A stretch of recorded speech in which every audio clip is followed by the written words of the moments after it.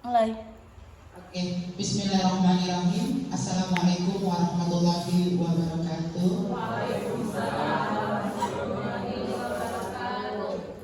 Bapak Ibu guru yang saya hormati, saya izin di sini saya bukan menggurui, mengajarin atau apapun itu. Di sini saya hanya ingin berbagi diseminasi budaya positif yang saya dapat di program guru penggerak saya. Ini adalah salah satu tugas saya yang harus saya unggah di LMS dan di PMM. Jadi di sini kita berdiskusi bersama-sama tentang budaya positif, yaitu modul 1.4. Di sini saya tidak ada niat untuk menggurui. Oke, untuk mempersingkat waktu, Bapak Ibu guru, pertama-tama marilah kita panjatkan puji syukur kehadiran Allah Subhanahu wa taala yang mana pada siang hari ini kita masih diberinya kesehatan, kenikmatan sehingga kita dapat melaksanakan kegiatan diseminasi budaya positif di kelas 6 yang berbahagia ini. Dan salawat dan salam kepada Nabi Muhammad SAW yang selalu kita tunggu syafaatnya di yaumil qiyamah kelak. Semoga kita diakui oleh umat Nabi Muhammad SAW. Amin amin ya rabbal alamin. Bapak Ibu guru yang saya hormati, di sini ada menyebarkan pemahaman dan penerapan pengalaman budaya positif. Sebelum kita masuk ke materinya, kita terlebih dahulu explain dulu ya Bapak Ibu ya, supaya kita lebih semangat lagi untuk mengikuti kegiatan di siang hari ini. Bersedia Bapak Ibu? Ya. Oke. Jadi explain kita pada siang hari ini yaitu kebalikan Bapak Ibu. Dimana kalau saya bilang ular itu pendek. Jadi kalau saya bilang ular, Bapak Ibu mengatakan pendek. Kalau saya bilang cacing, Bapak Ibu mengatakan panjang. Oke, sampai situ Bapak Ibu? Oke, kita mulai ya Bapak Ibu. Ular pendek. Cacing panjang. Cacing panjang. Ular pendek. Oke, sampai situ mengerti. Setelah itu kita balikkan lagi Bapak Ibu. Kita menggunakan gerakan. Gerakannya ada kalau ular pendek, gerakannya tapi panjang Bapak Ibu. Jadi seperti ini. Saya bilang ular pendek, tapi gerakannya panjang. Panjangnya seperti ini Bapak Ibu. Kalau pendek ya seperti ini. Dengan gerakan, ucapan dan gerakan. Oke, bersedia Bapak Ibu? Ngerti? Ngerti? Oke, saya mulai ya. Ular pendek. Tapi tangannya kan panjang. Benar. Mulut dipendek tapi kan tangannya panjang. Apa balikannya? Oke, kan tadi kebalikannya, ini dibalik lagi Bapak. Iya, kalau saya bilang ular pendek, mulut dipendek tapi geraknya panjang, kan dibalik lagi. Oke, oke kita mulai ya Bapak Ibu ya. Oh boleh berdiri, boleh biar berdiri ya. Oke, lihat agak geser ke sini ya. Oke, ngerti ya Bapak Ibu ya. Dengan kebalikan. Oke, kalau saya bilang cacing, panjang tapi tangannya geraknya kebalikan. Oke, kita rapor tuh Bapak Ibu begitu. Oke, kita ulang ya. Cacing panjang. Benar Pak. Oke, masih kurang lompat. Sampai lompat ya Bapak Ibu. Oke, ular panjang. Iya benar kok. Ular kan pendek. Jadi sebenarnya Bapak ngomongnya salah, tangannya benar. Oke, kurang lompat. Oke. Pelatih di otak ini. Benar, melatih ini. Cacing Panjang. Cacing panjang tapi ini geraknya panjang. Oke, sekarang lagi ya. Oke. Ular. Kita gimana Pak Noel? Anu biar apa namanya? Biar adil. Harus cepat. Kayak aku. Oh, Nah, jangan tunggu kayak gitu. iya benar. Panjang, pendek. Kayak gitu. Jadi Langsung ya respon. Ya, Oke, benar. Cacing. panjang. Iya benar, panjang tapi geraknya pendek.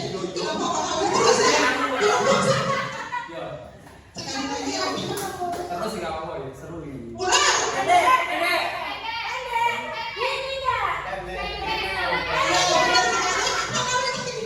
Oke, udah cukup. Terima kasih. Tepuk tangan untuk kita semua. Terima kasih Bapak Ibu Guru. Benar, di saat itu kita susah kan Bapak Ibu Guru untuk melatih konsentrasi kita. Nah, begitu juga dengan kita Bapak Ibu Guru untuk melatih anak didik untuk memiliki budaya positif itu susah. Itulah kita mau mulai. Oke, terima kasih Bapak Ibu. Asal breakingnya untuk siang hari ini sangat berkeringat gak Pak Amir? Seru. Oke, terima kasih.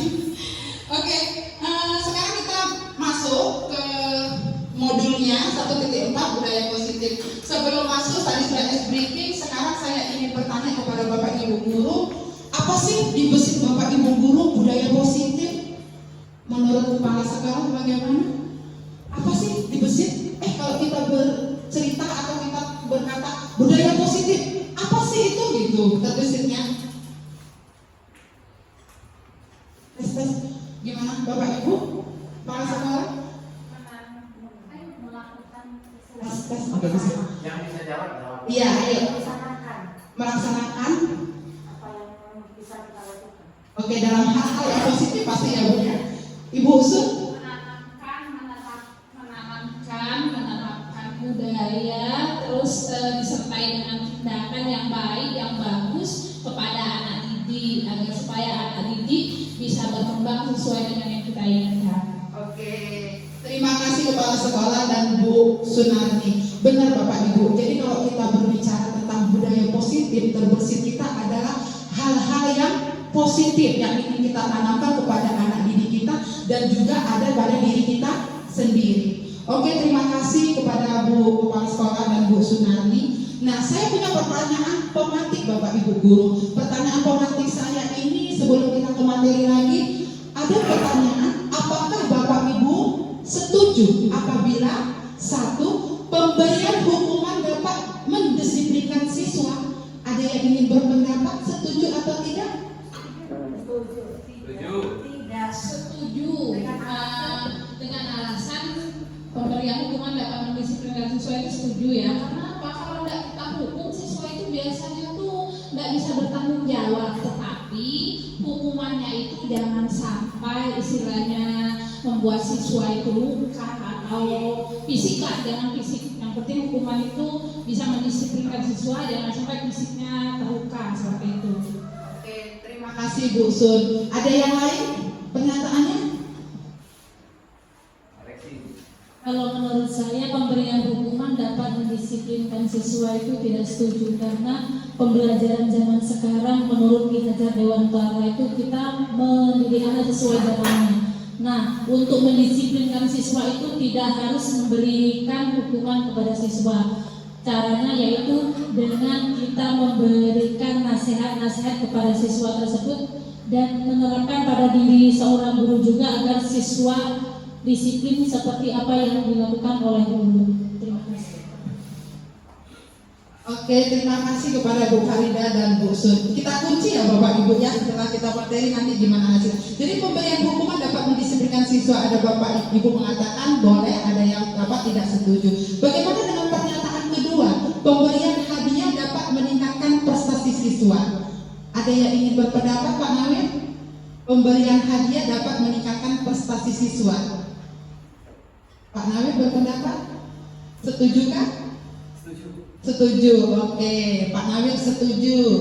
Ketiga, guru harus mampu memberikan solusi untuk murid yang bermasalah. Bagaimana Bapak Ibu, setuju pernyataannya? Setuju. Terakhir, guru berperan sebagai teman bagi murid. Setuju. Oke, kita kunci ya Bapak Ibu, nanti kita ke pembahasannya. Terima kasih atas jawaban dari pertanyaan pematik saya. Nah, sekarang Bapak Ibu yang ingin kita diskusikan untuk siang hari ini yaitu ada 6 Bapak Ibu. Ini ada 6 yang sudah saya belajar, sudah saya belajar di LMS, yaitu ada konsep inti budaya positif. Yang pertama adalah perubahan paradigma belajar, disiplin positif, nilai-nilai kebajikan universal, kebutuhan dasar manusia, motivasi perilaku manusia, posisi kontrol guru, dan terakhir adalah segitiga restitusi. Jadi 6 ini yang akan kita diskusikan bersama Bapak Ibu. Nah, kita masuk yang pertama, yaitu pembelajaran dengan paradigma baru. Nah, Bapak Ibu guru, tentang pembelajaran, Bapak Ibu guru pasti pernah mendengarkan kata-kata pembelajaran berpusat pada guru dan pembelajaran berpusat pada murid. Benar nggak Bapak Ibu? Benar ya? Benar. Jadi, apa sih itu berpusat pada guru dan berpusat pada murid? Ada yang ingin berpendapat? Bapak Ibu? Pembelajaran berpusat pada murid dan berpusat pada guru. Apakah kita di SDN 2 Cipta Praja ini sudah menerapkan pembelajaran yang mana? Pembelajaran berpusat pada guru atau berpusat pada murid? Kalau Pak Nawi, berpusat pada apa? Berpusat pada Guru? Guru dan sumbernya. Oke, yang lain Pak Reksi? ya sama. Iya, mudah-mudahan kita merubahnya nanti ya Bapak Ibu, merubahnya menjadi berpusat pada murid agar kelak pembelajaran kita sesuai dengan cita-cita KHD yang dibilang oleh sama Bu Farida. Benar, cita-cita KHD itu Bapak Ibu yaitu dia itu ingin menuntun kita itu sebagai pendidik, yaitu menuntun. Oke, jadi pembelajaran dengan paradigma baru merupakan pembelajaran yang dirancang berdasarkan prinsip pembelajaran berdiferensiasi Bapak Ibu. Jadi sehingga para peserta didik belajar sesuai kebutuhannya berdasarkan tahap perkembangan sesuai teori psikologi modern untuk mewujudkan profil pelajar Pancasila. Jadi di sini Bapak Ibu kita harus menggunakan pembelajaran yang berdiferensiasi. Jadi kita tidak boleh menonton hanya mendengarkan apa mau gurunya pokoknya maunya ngajar-ngajar ini hanya mendengarkan, muridnya hanya mendengarkan apa kata guru. Sekarang tidak seperti itu Bapak Ibu guru. Kita harus bisa memenuhi kebutuhan. Apa sih kebutuhan anak-anak tersebut? Maunya seperti apa sih? Karena setiap anak itu memiliki karakter yang berbeda-beda, itu maksudnya. Dan mau mewujudkan profil pelajar Pancasila. Nah, profil pelajar Pancasila pasti sudah tahu ya kita semua ya. Dan sebagian kelas sudah kita terapkan. Yang pertama adalah beriman dan bertakwa kepada Tuhan Yang Maha Esa dan berakhlak mulia ya Bapak Ibu. Dan yang kedua adalah mandiri, berkebinekaan global, bergotong royong, kreatif, bernalar kritis dan mandiri. Ya, jadi 6 profil pelajar Pancasila ini harus diterapkan kepada anak didik kita. Oke, terima kasih. Nah, sekarang kita lanjut ke miskonsepsi tentang makna kontrol. Nah, ini Bapak Ibu guru. Jadi Bapak Ibu guru ini adalah hanya sekedar ilusi guru mengontrol. Ilusi bahwa semua penguatan positif dan bermanfaat. Ilusi bahwa kritik dan membuat orang merasa bersalah dapat menguatkan karakter. Ilusi bahwa orang dewasa memiliki hak untuk memaksa. Jadi Bapak Ibu guru, apa yang kita lakukan selama ini kepada anak, saya ini dewasa, jadi harus didengarkan. Itu hanya sekedar ilusi Bapak Ibu, hanya sekedar ilusi bahwa penguatan positif dan bermanfaat. Semua yang penguatan positif yang kita lakukan itu bermanfaat bagi dia. Itu hanya sekedar ilusi Bapak Ibu. Jadi kita bisa mengubahnya ya Bapak Ibu ya. Oke, kita lanjut. Nah, di sini ada mengubah paradigma stimulus respon ke pendekatan teori kontrol. Nah, Bapak Ibu, ini stimulus respon harus kita ubah menjadi ke teori kontrol. Realita, contohnya itu ada realita kebutuhan kita sama. Sebenarnya realita kebutuhan kita itu berbeda Bapak Ibu. Semua orang melihat hal yang sama. Semua orang memiliki gambaran berbeda. Ya kan Bapak Ibu, anak-anak pasti berpikir seperti kita bilang sama semua, tidak. Sebenarnya mereka memiliki gambaran yang berbeda. Kita mencoba mengubah orang agar berpandangan sama dengan kita. Teori kontrolnya kita berusaha memahami pandangan orang lain tentang dunia. Nah, next, stimulus responnya. Perilaku buruk terlihat sebagai suatu kegiatan. Teori kontrolnya, semua perilaku memiliki tujuan. Jadi perilaku anak kita yang di kelas setiap yang setiap hari kita lihat itu adalah perilaku mereka yang memiliki tujuan, Bapak Ibu. Baru next stimulus responnya, orang lain bisa mengontrol saya. Ternyata Bapak Ibu, hanya Anda yang bisa mengontrol diri Anda. Maksudnya seperti apa? Orang lain, kita itu tidak bisa sebenarnya Bapak Ibu untuk mengontrol anak didik, itu tidak bisa. Hanya diri dia sendiri lah yang dapat mengontrol dirinya. Begitu juga dengan kita. Baru setelah itu pemaksaan ada pada saat bujukan gagal. Sebenarnya kolaborasi dan konvensi menciptakan pilihan-pilihan baru. Baru terakhir, model berpikir menang atau kalah. Kita selalu bilang, ini menang, kamu kalah, kamu kalah, kamu menang. Sebenarnya tidak Bapak Ibu. Apapun yang dilakukan anak didik kita, itu modelnya berpikir menang-menang. Tidak ada apapun jawaban anak didik di saat pembelajaran itu menang-menang. Oke, next. Nah, kita masuk yang kedua, yaitu disiplin positif. Ini yang tadi saya bilang, apa sih di benak Bapak Ibu tentang disiplin positif yang tadi di awal kan Bapak Ibu? Nah, disiplin itu Bapak Ibu berasal dari kata disiplina, yang artinya belajar. Kalau kita dengan kata disiplin, banyak orang mengatakan kalau disiplin itu ada aturan-aturannya, ada sanksi-sanksinya, benar kan Bapak Ibu? Nanti ada hukum-hukumannya kalau disiplin itu. Ternyata tidak Bapak Ibu, dia adalah belajar. Disiplin ini mengacu pada disiplin diri yang memiliki tanggung jawab terhadap apa yang dilakukannya berdasarkan nilai-nilai yang diyakininya. Nah, disiplin positif juga merupakan salah satu cara penerapan disiplin yang bertujuan untuk menumbuhkan kesadaran serta memberdayakan peserta didik tanpa imbalan, penghargaan atau reward, ancaman atau hukuman. Nah, Bapak Ibu, disiplin positif itu rupanya adalah penerapan disiplin yang harus kita lakukan tanpa adanya reward, penghargaan. Kita puji dia, makanya dia melakukan hal yang baik, apa yang kita inginkan. Itu tidak bagus Bapak Ibu guru. Dengan adanya ancaman atau hukuman itu tidak bagus Bapak. Nah, jadi kita sebagai pendidik, saya dan Bapak Ibu guru di SDN 2 Cipta Praja ini, tujuan kita adalah Bapak Ibu menciptakan peserta didik yang memiliki disiplin diri sehingga mereka berperilaku mengacu kepada nilai-nilai kebajikan universal dan memiliki motivasi intrinsik dalam perubahan ke arah yang lebih baik. Itu harapan kita semua ya Bapak Ibu sebagai seorang pendidik untuk anak didik kita. Oke, tadi kita bilang ada nilai-nilai kebajikan kan Bapak Ibu.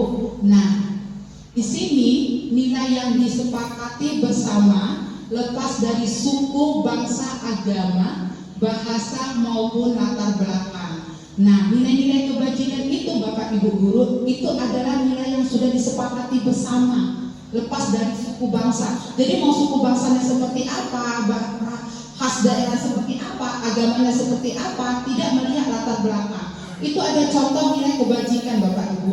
Nilai contoh kebajikan yaitu sesuai profil pelajar Pancasila. Contoh nilai kebajikannya seperti apa? Beriman. Kalau nilai kebajikannya sudah beriman, bertakwa kepada Tuhan Yang Maha Esa, dan berakhlak mulia, mandiri, bernalar kritis, berkebinekaan global, bergotong royong dan kreatif, insya Allah Bapak Ibu anak didik kita pasti sangat membudayakan budaya positif. Itu pasti Bapak Ibu. Jadi di sini untuk profil pelajar Pancasila itulah dia nilai-nilai kebajikan yang harus dipenuhi oleh kita sebagai pendidik dan juga anak didik kita. Nah, setelah itu ada IBO, Primary Years Program atau PYP, yaitu dia nilai kebajikan yaitu toleransi. Ada rasa hormat anak tersebut, integritas, mandiri, menghargai, antusias, empati, keingintahuan, kreativitas, kerjasama, percaya diri, dan komitmen. Nilai-nilai itu adalah nilai dari IBO atau PYP, Primary Years Program. Nah, ini adalah salah satu contoh-contoh ada nilai kebajikan ya Bapak Ibu. Sebenarnya nilai kebajikan itu banyak. Nah, selanjutnya adalah keterampilan hidup. Keterampilan hidup di sini dapat dipercaya, lurus hati, pendengar yang aktif, tidak merendahkan orang lain, memberikan yang terbaik dari diri. Nah, bagaimana Bapak Ibu? Sudah mengerti kan maksudnya nilai-nilai kebajikan? Inilah nilai-nilai kebajikan yang harus kita tanamkan ke anak-anak didik kita, yang harus ada pada diri dia sendiri, yang harus ada diterapkan di hatinya, yaitu motivasi intrinsiknya, bukan motivasi ekstrinsiknya.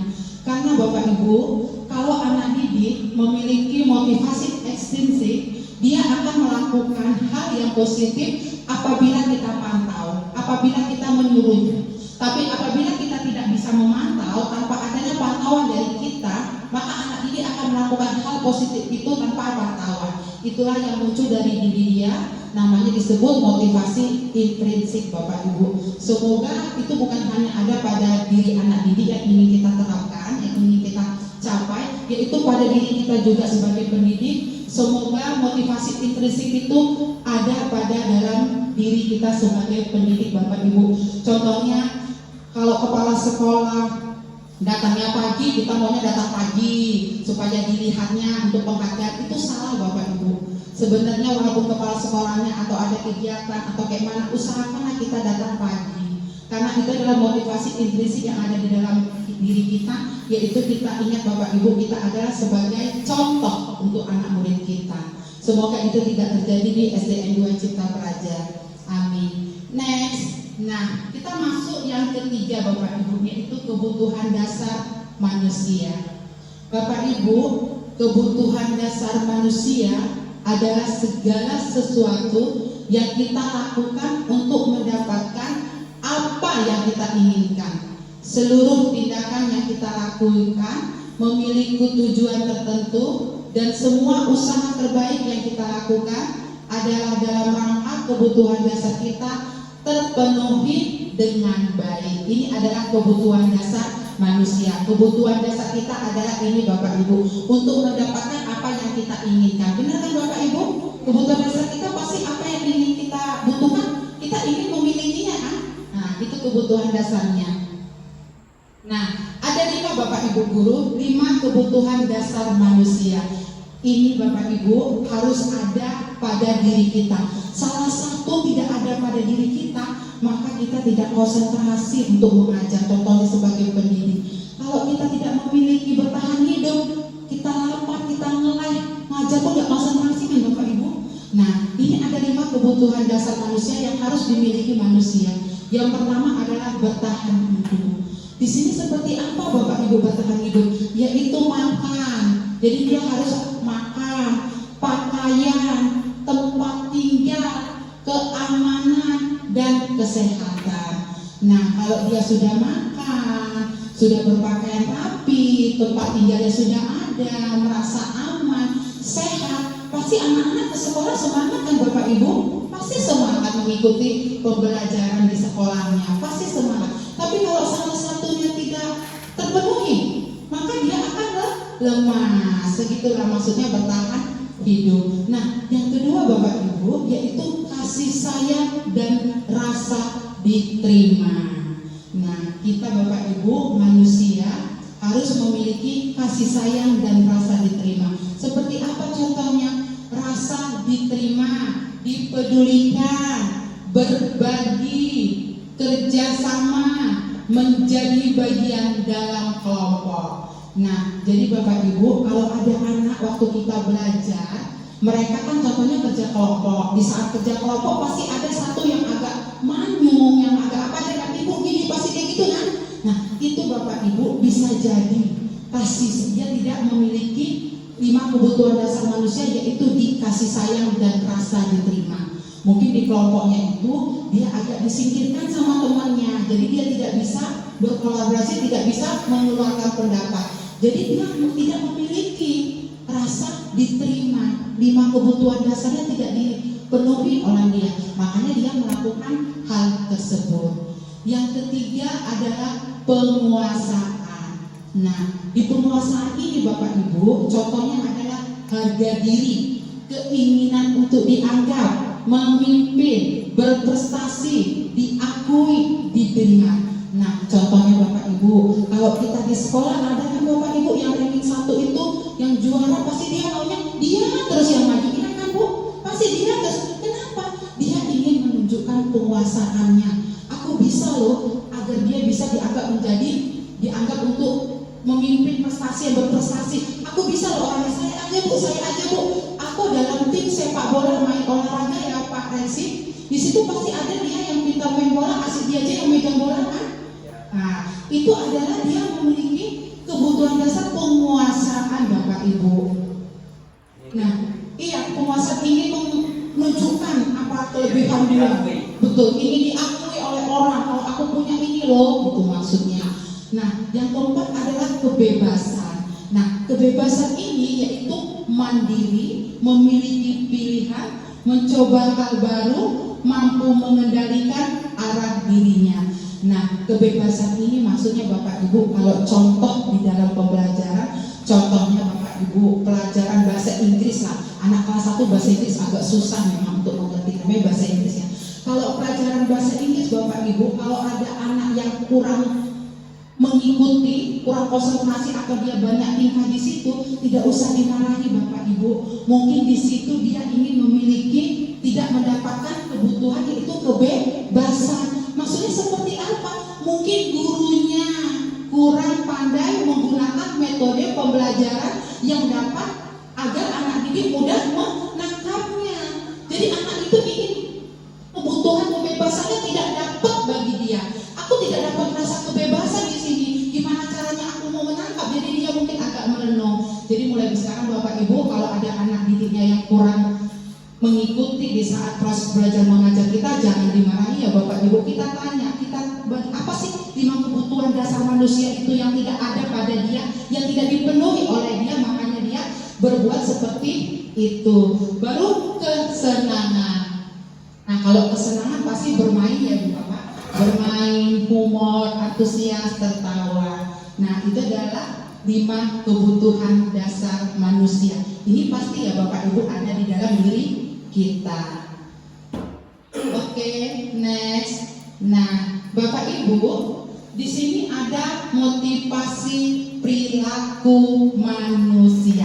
Nah, ini tadi saya bilang motivasi perilaku manusia itu ada motivasi intrinsik, ada motivasi ekstrinsik. Intrinsik itu Bapak Ibu, dia untuk menghindari ketidaknyamanan atau hukuman. Contohnya, saya melakukan hal ini karena saya tidak mau dihukum. Ada kan anak didik melakukan seperti itu kan Bapak Ibu?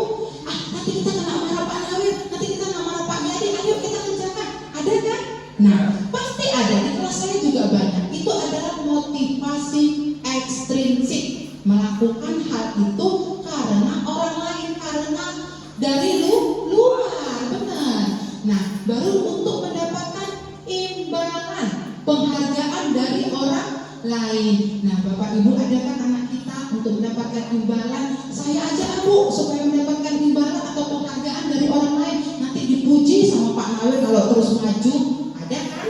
Nah, atau mendapatkan penghargaan, benar, dapat nilai tinggi, benar Bu Fitri, atau yang kamu, apalagi kelas 1 paling ya Bu Fitri, yang banyak palingnya, Bu, nanti siang ini saya dikasih apa Bu? Ada nggak begitu? Ada ya Bapak Ibu? Pasti ada, benar. Jadi mulai sekarang Bapak Ibu tidak usah ya kita adakan juara, itu sebenarnya tidak usah. Karena anak didik itu tidak perlu ada penghargaan, imbalan, reward apapun itu, karena itu akan membunuh karakternya Bapak Ibu. Itu adalah sebuah risiko besar untuk dia dan juga untuk temannya yang lain. Nah, oke. Baru bagaimana dengan motivasi intrinsik? Nah, ini yang saya harapkan ada pada anak didik kita, terutama pada diri kita sebagai pendidik Bapak Ibu, yaitu untuk menjadi orang yang merdeka, yang mereka inginkan, dan menghargai diri sendiri dengan nilai-nilai yang mereka percayai. Nah, yang tadi saya bilang Bapak, nilai-nilai kebajikan tadi banyak. Jadi, lakukanlah hal-hal yang positif itu karena adanya menghargai diri kita sendiri, menghargai waktu kita dengan nilai-nilai yang dipercayai. Karena Allah seperti sholat ya Bapak Ibu. Kalau sholat kan kita nggak harus disuruh kan Bapak Ibu. Nah, benar nggak? Nah, nggak ada kita disuruh sholat kita gini. Pasti karena kita memiliki nilai kebajikan yang tadi Prof belajar pada saya, yaitu beriman dan bertakwa kepada Tuhan tanpa disuruh, tanpa dimaki-maki, tanpa apapun itu. Pasti kita melaksanakan sholat karena adanya nilai menghargai diri, yaitu nilai beriman kepada Tuhan yang Maha Esa. Benar kan Bapak Ibu? Mudah-mudahan bisa kita terapkan ya Bapak Ibu ya. Percayalah Bapak Ibu, untuk menerapkan hal-hal positif itu tidak mudah. Butuh waktu yang cukup lama. Begitu juga dengan saya. Tapi mulailah dari sekarang agar menjadi kebiasaan ke masa depan kita. Karena kita sebagai pendidik adalah untuk mencerdaskan anak bangsa kita Bapak Ibu. Nah, ini dia tadi saya bilang. Ada hukuman, ada konsekuensi, ada restitusi. Kalau hukuman sudah tahu semua ya Bu? Tahu ya? Kalau hukuman itu seperti apa? Bu Fitri, hukuman ada yang ingin berpendapat? Kalau hukuman seperti apa? Pak Nawir berpendapat? Hukuman ya seperti apa namanya, memberi suatu pelajaran. Oke, memberikan suatu pelajaran itu tahu agar tahu tentang kesalahannya. Jadi dia memberikan hukuman secara spontan pasti ya Pak?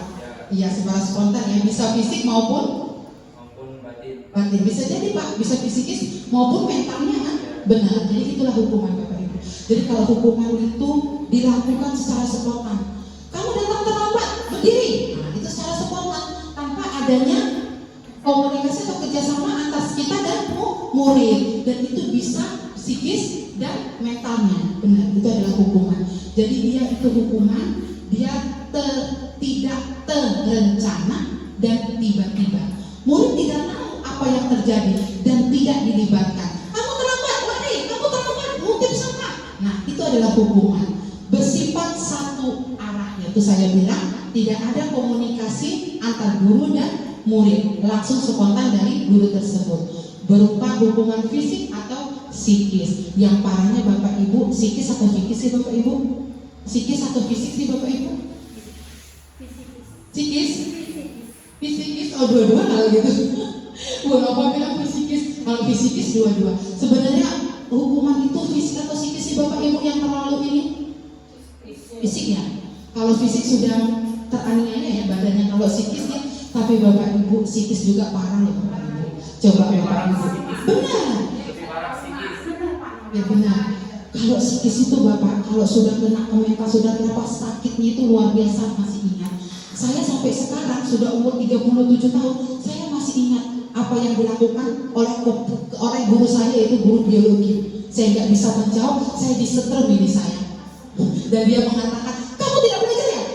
Kenanya sampai sekarang. Pasti Bapak Ibu pernah ada mengingat-ingat masa sekolah dulu dengan omongan guru itu, benar? Ada nggak pasti? Pasti ada. Benar, itu kenapa? Anak-anak bisa beli buku, kamu tuh miskin. Nah, betul, itu psikis. Itu adalah hukuman psikis Pak Nawir yang bilang, kamu tidak bisa beli buku, kamu miskin. Astagfirullahaladzim, semoga itu tidak ada di dalam sekolah kita, pendidik kita ya. Benar, itu psikis. Nah, Bapak umur sekarang masih mengingat kan? Nah, itu adalah hukuman psikis Bapak. Iya, jadi hati-hati kalau kita berbicara ya Bapak Ibu, karena ingatan psikis itu kalau sudah kena, dia akan mengingat sampai berbulan. Memang tidak dendam, saya tidak dendam, saya sudah berlalu ya sudah. Tapi ingatan itu masih, benar kan Pak Nawir? Masih, itulah psikis. Nah, baru setelah itu konsekuensi. Ada yang ingin berpendapat? Apa itu konsekuensi? Ada yang ingin berpendapat Bapak Ibu? Saya. Ya Pak Nawir. Apa? Konsekuensi itu apa namanya? Seperti ini loh.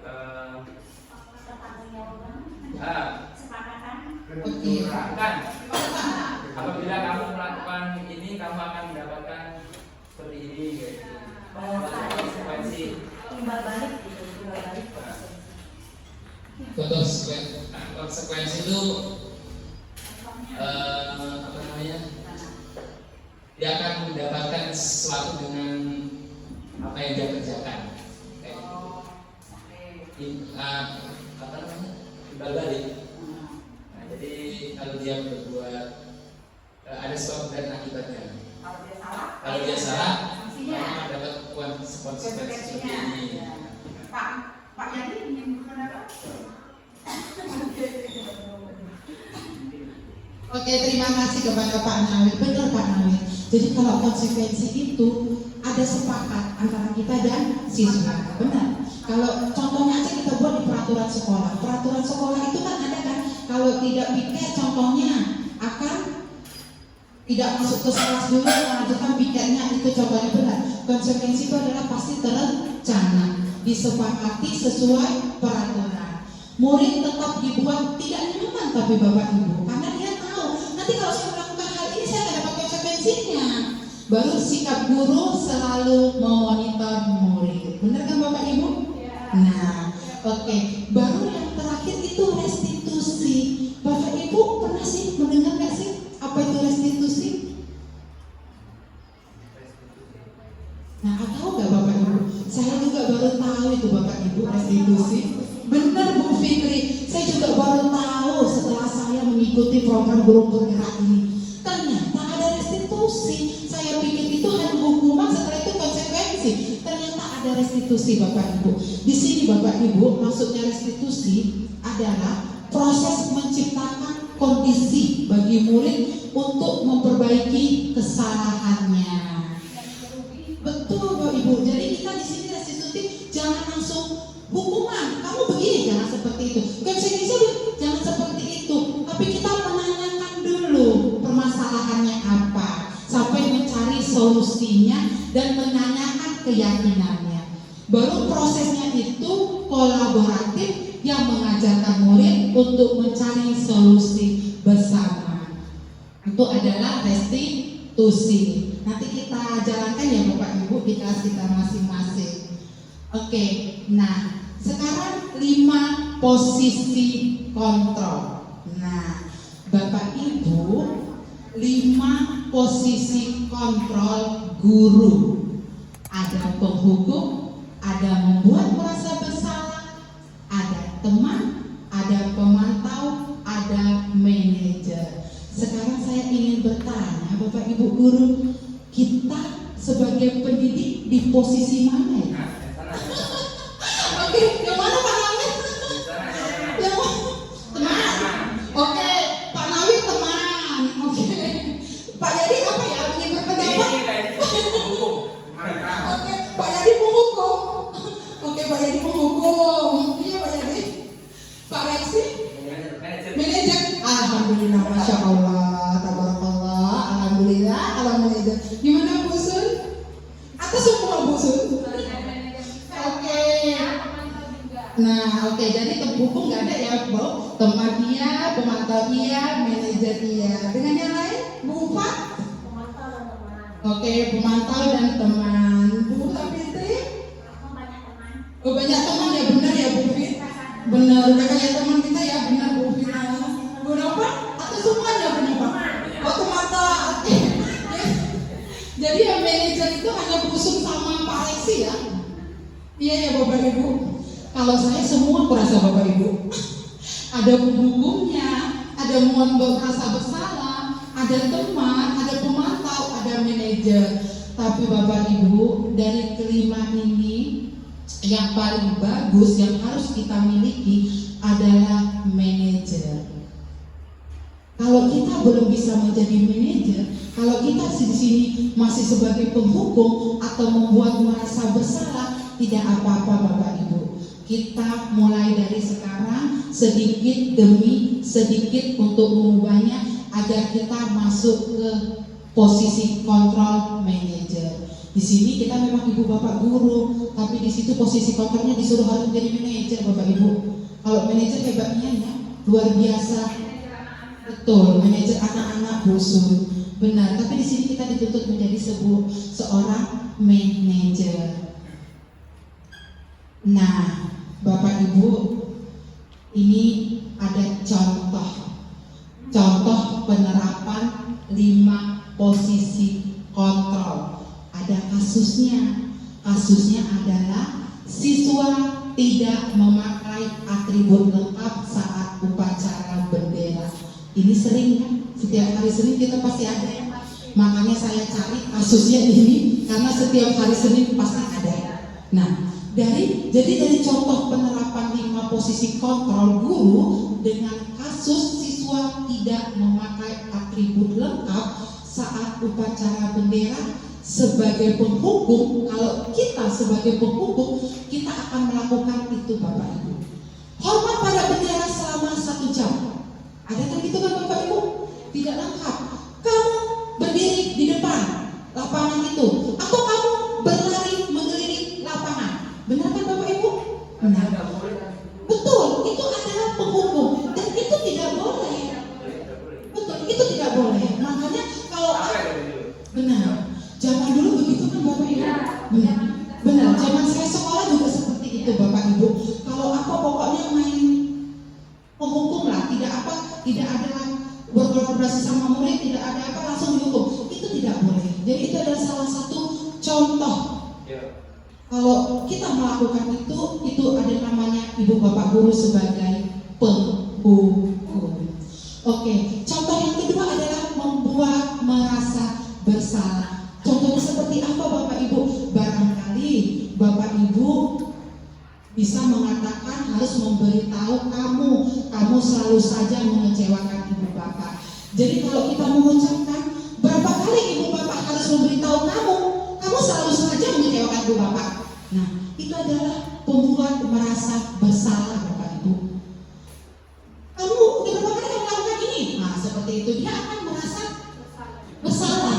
Langsung down dia, saya melakukan bersalah. Itu iya, tolong dikurangi ya Bapak. Saya juga belajar untuk menguranginya. Nah, next, bagaimana sebagai manajer dengan kasus yang sama? Nah, kata-kata kalau kita seorang manajer di posisi kontrolnya, yang kita lakukan adalah, apakah kamu tahu kesalahanmu? Nah, dengan lembut Bapak Ibu. Mungkin kalau pendidikan kita zaman dulu nggak masuk ya, betul. Tapi sekarang dengan harus seperti itu. Dengan tuntutan kita harus menciptakan cita-cita dari kehadiran. Betul Ibu Sun, benar. Nah, kira-kira bagaimana kamu memperbaiki kesalahan kamu? Nah, jangan. Oh iya, jangan. Itu membuat merasa bersalah. Kamu saya pecat kalau bilang. Itu membuat merasa bersalah. Jadi kita tanyakan dulu, apakah kamu tahu kesalahanmu? Dia akan bertanya, saya tahu Bu. Dia akan menceritakan itu akan tenang kalau kita nanya tenang.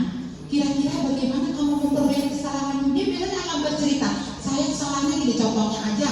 Kalau dia datang terlambat, pasti kita akan nanya kenapa. Pasti dia ngomongnya bangunnya siang Bu, karena tadi malam main game, benar Bu, atau main PlayStation atau apa sih namanya dibayar ya?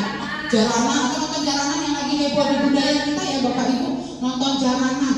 Nah, benar Ibu.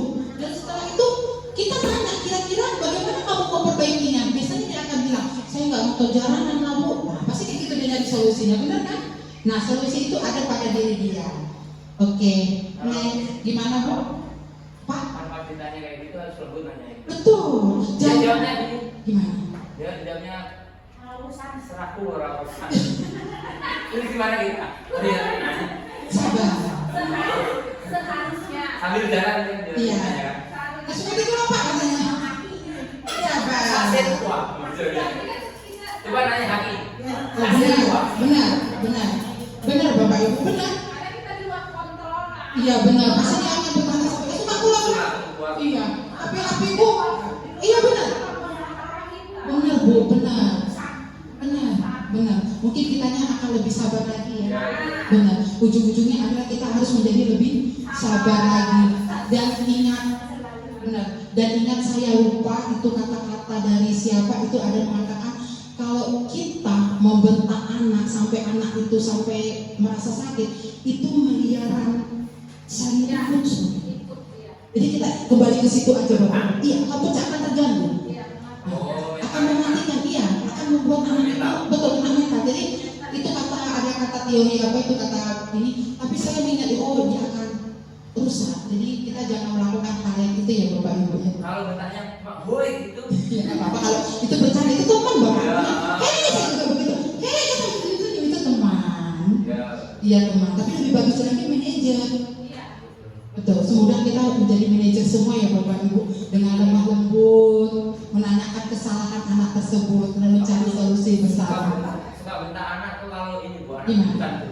Nah, hutan. Boy, sudah kulutan kayak gitu. Oh benar. Bentaknya kayak gitu. Ya benar. Kalau lagi gelut ya. Iya kan, kita pasti bentak mereka itu. Ya, benar Bapak Ibu, benar. Saya juga melakukan hal yang sama.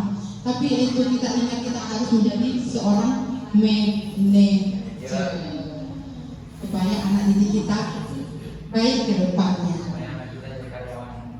Amin ya rabbal alamin. Ya kan. Oke benar. Nah, Bapak Ibu, tadi kan ada 5 posisi kontrol kan? Ada penghukum, ada manajer, ada teman, ada pemantau, membuat merasa bersalah. Ada 5 kan Bapak Ibu? Nah, sekarang saya ingin bertanya Bapak Ibu, posisi kontrol apakah aku? Saya kecewa sekali dengan kamu. Itu apa Bapak Ibu? Dari kelima posisi kontrol, Apa yuk? membuat merasa bersalah. Saya kecewa sekali dengan kamu. Mana Bu? Teman, Udah membuat. ingatkan kamu. Hah? Kan aku udah ingatkan kamu. Oh, saya kecewa sekali dengan kamu. Iya. Baik, seperti apa? Ini nadanya ini ya, tinggi. Saya kecewa sekali dengan kamu. Ya teman. Teman, Iya. Coba. Kalau biasa merasa bersalah. membuat merasa bersalah. Iya. Kalau nggak teman yang manajer. Oh, manajer enggak? Iya, ini nadanya. Oh iya iya. Sebut kalau manajer. Iya. Nadanya gini. Saya kecewa sekali dengan kamu. Nah, seperti itu. Itu apa? Membuat merasa bersalah ya. Oke, sebenarnya ini menghukum Bapak Ibu. Menghukum psikis. Menghukum psikis. Saya kecewa sekali dengan kamu. Dia langsung ini. Itu adalah menghukum di psikis dengan kata-kata. Jadi jangan kita katakan seperti ini ya Bapak Ibu. Oke, next. Nah, ini seperti apa? Kamu tidak pernah benar melakukannya. Ini apa Bapak Ibu? Manajer. Kamu tidak pernah benar melakukannya. Iya. Kenapa kamu bisa terlambat? Apa hal yang akan kamu lakukan? Kalau ini seperti apa? Kamu tidak pernah benar melakukannya. Ya penghukum. Kebalikannya Bapak Ibu. Tadi pertama dia membuat merasa bersalah. Buat. Iya. Iya, membuat merasa bersalah. Kamu tidak pernah benar melakukannya. Ada sama dengan yang tadi. Enggak beda. Kamu langsung kecewa. Langsung menghukum ya. Langsung saya kecewa sama kamu. Iya, artinya kamu tidak pernah benar melakukannya. Jadi dia membuat merasa, jadi dia merasa bersalah. Ih, dia ya saya pernah melakukannya. Salah, pasti kamu pernah yang melakukan ini ya. Pasti benar, pernah. Benar itu. Nah, ketiga, posisi kontrol apakah aku? Apa rencanamu untuk menyelesaikan masalah ini? Nah, benar Bapak, terima kasih. Tepuk tangan untuk Bapak. Ya Allah, benar. Kita terapkan ya Bu Bapak. Kita Kalau terapkan. nanyanya dengan nada keras. Ya jangan. Bahasanya kan Bu, masa apa rencana untuk menyelesaikan masalah ini? Nggak mungkin. Apa rencana untuk menyelesaikan masalah ini? Kan manajer, benar gak sih? Ya. Iya kan? Nah itu kita lakukan ya Bapak Ibu. Jadi kita posisi kontrolnya jadi soal-soal ini. Apa rencana untuk menyelesaikan masalah ini? Nah, kalau ini seperti apa Bapak Ibu? Ayolah lakukan demi Bapak Ibu. Benar. Oke, tepuk tangan buat kita semua. Kalau kita nggak ngerti semua benar. Dengan kata-katanya sudah ini ya langsung benar ya. Ayolah lakukan demi Bapak Ibu ya. Benar kan? Tapi hati-hati Bapak Ibu. Kalau Bapak Ibu di posisi ini seperti teman, dia akan merasa iya karena ada kita juga. karena adik kita. Jadi kalau contohnya ya, yang sering Ya itu kebanyakan yang kayak gitu. betul Pak, betul dia jangan benar.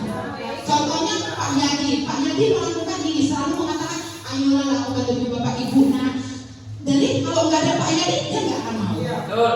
Gimana Bapak Ibu? Dia nggak akan mau karena dia mindset itu saya kan hanya melakukan kalau Pak Yadi. Kalau tanpa Pak Yadi, contohnya saya yang masuk kerja Pak Yadi sakit, dia nggak akan melakukan hal yang sama kepada saya. Karena dia hanya melakukan kepada yang benar, itu Pak Yadi. Ayo lakukan demi Bapak Ibu. Dilembutin malah tambah. Betul Bapak Ibu. Dilembuti malah gini, benar Bapak Ibu. Emang nilai kesabaran itu yang harus besar ada pada diri kita. Itulah Bapak Ibu.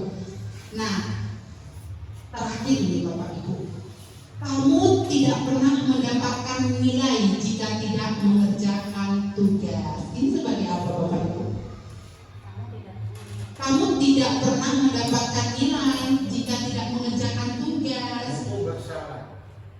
Hukum lagi. Karena Bapak Ibu jawab. Memantau aja. Betul, benar Bu. Pemantau, betul benar Bu Fitri. Ini adalah sebagai pemantau Bapak Ibu. Iya, jadi guru di posisi kamu kan ada pemantau. Ini adalah pemantau. Kamu tidak pernah mendapatkan nilai jika tidak mengerjakan tugas. Nah, ini adalah pemantau. Kita memantau anak tersebut. Nah, jadi sudah mengerti ya Bapak Ibu 5 posisi kontrol yang harus ada pada diri kita, yaitu yang paling bagus adalah manajer. Walaupun belum diterapkan, mudah-mudahan kita terapkan. Saya juga baru mulai belajar menjadi seorang manajer untuk anak-anak didik kita. Terutama kita terapkan dulu di anak didik kandung kita aja Bapak Ibu. Saya coba untuk menerapkan ke anak didik saya dulu di rumah, baru setelah itu saya terapkan ke sekolah. Karena posisi manajer itu berat, menahan marah, luar biasa sahabat. Dengan hal yang dibuatnya salah, kita mencoba untuk berdamai di hati kita, menenangkan hati kita dengan menggunakan segitiga restitusi tadi Bapak Ibu. Oke. Nah, sekarang saya tanya Bapak Ibu. Ini keyakinan kelas. Bapak Ibu dengar tahu ya apa itu keyakinan kelas? Nah, sekarang saya mau ingin bertanya, mengapa keyakinan kelas? Mengapa bukan peraturan kelas? Ada yang ingin berpendapat Bapak Ibu? Ada yang ingin berpendapat? Mengapa keyakinan kelas? Mengapa bukan peraturan kelas? Ada yang ingin berpendapat? Ya coba. Kalau yang dinamakan keyakinan itu biasanya dipercaya oleh semua yang di situ, lingkungan situ ya, tapi tidak ada hukuman.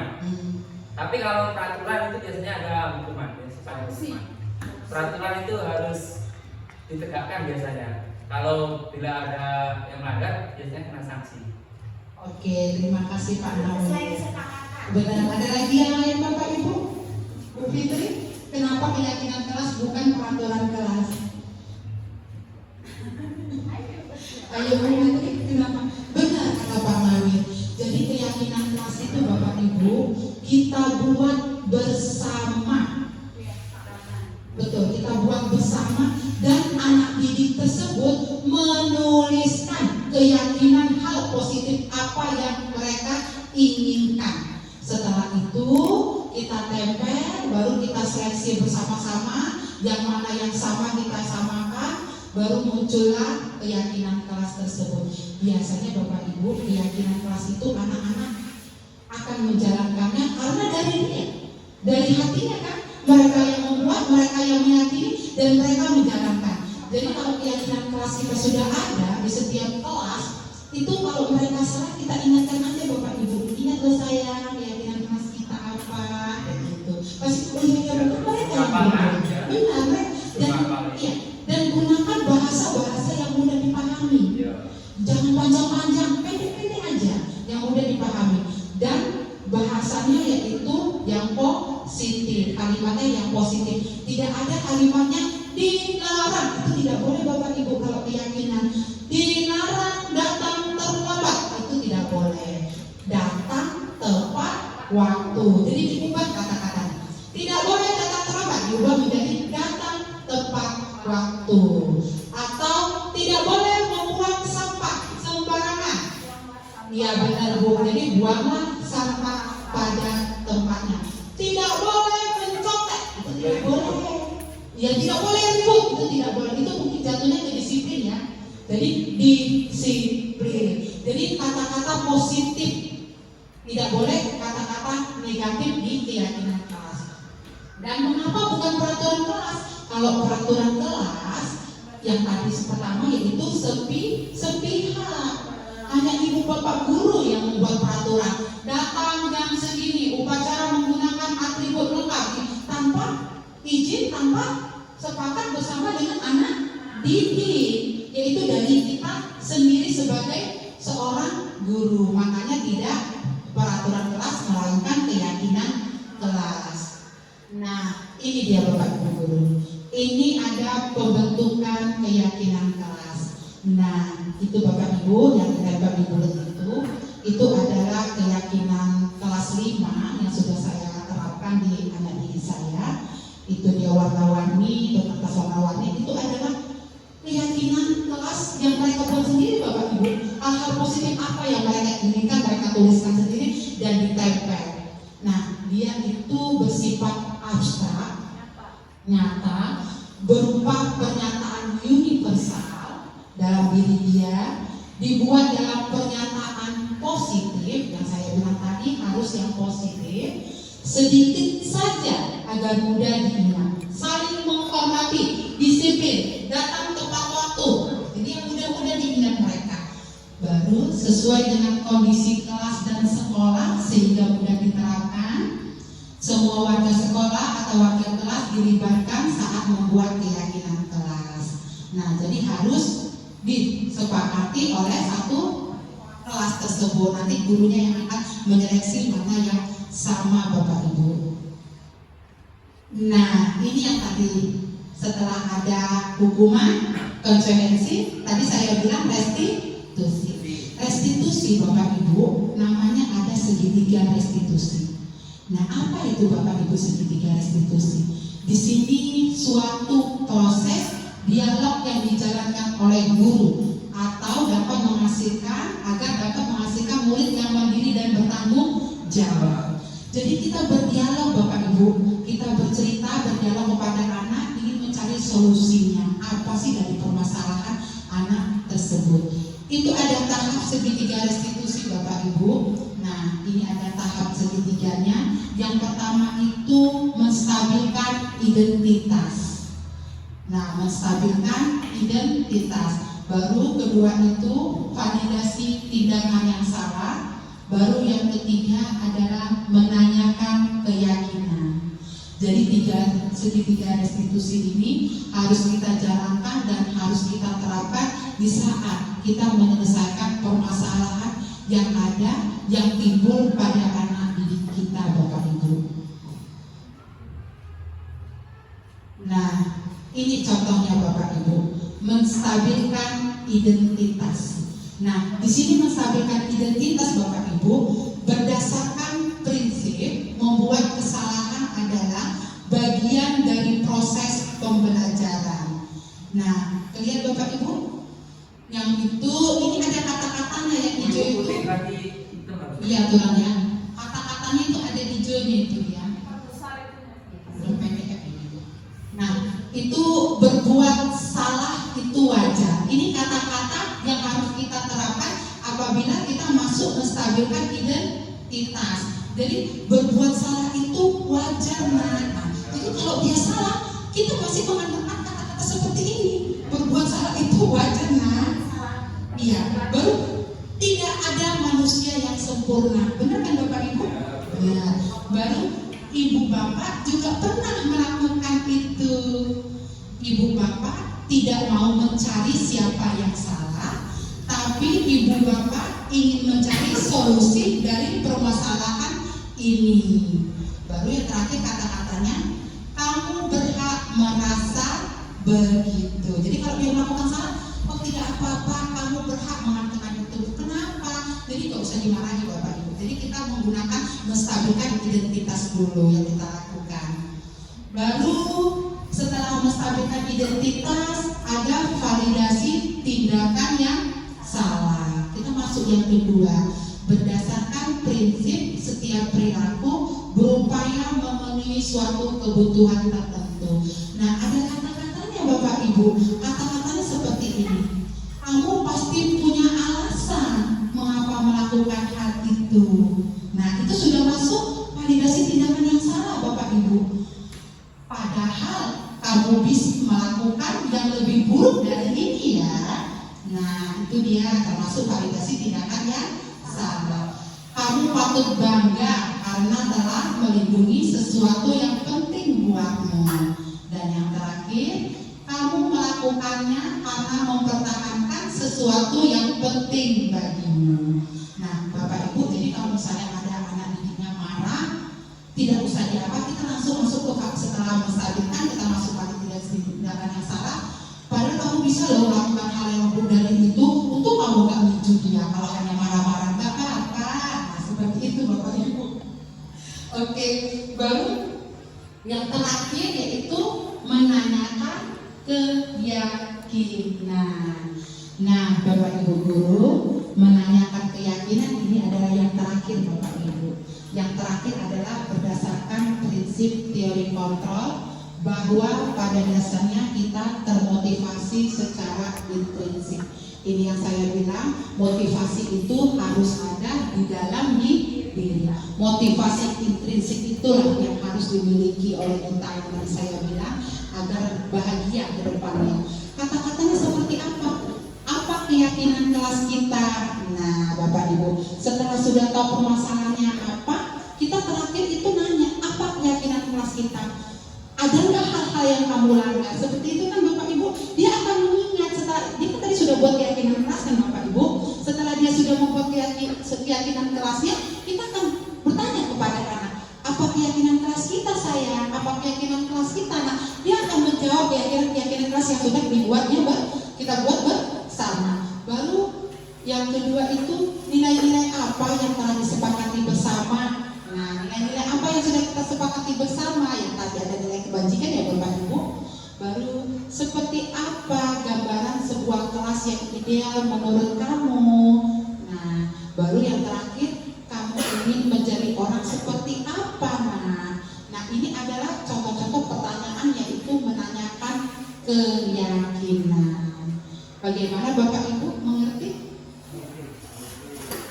Sudah ya? Sudah paham ya Bapak Ibu ya?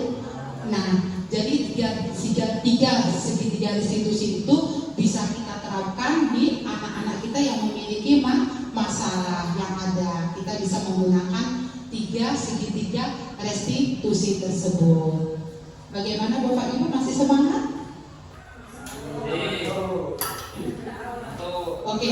Oke, masih semangat kan Bapak Ibu? Oke. Kalau saya bilang SDN 2 Cipta Braja, oh gimana ya Bapak Ibu? Oke, yes gitu ya. Biar kita agak ini. Oke, SDN 2 Cipta Braja. Oke. Yes. Oke, terima kasih sekali lagi ya Bapak, biar kompak ya. SDN 2 Cipta Braja. Oke, yes. Oke, terima kasih Bapak Ibu guru.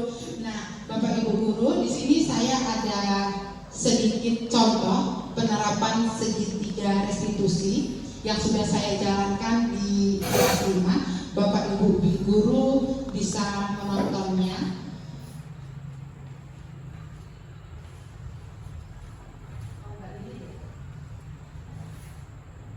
Oke ya Bapak Ibu guru. Ada yang ingin berpendapat Bapak Ibu? Pak Nawir tentang anak didik dari SDN 2 Cipta Praja? Pak Nawir? Ada yang ingin ini?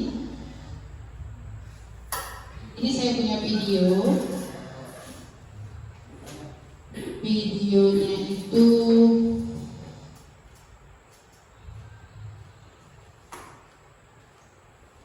ada Bapak Ibu, ini ada video yang penerapan segitiga restitusi yang sudah saya terapkan di kelas saya.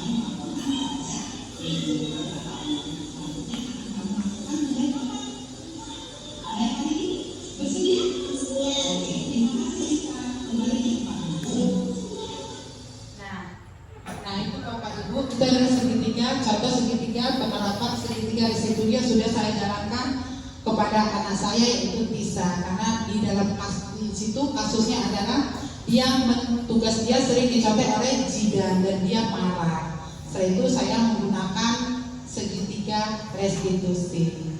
Oke Bapak Ibu, bisa kita terapkan ya Bapak Ibu?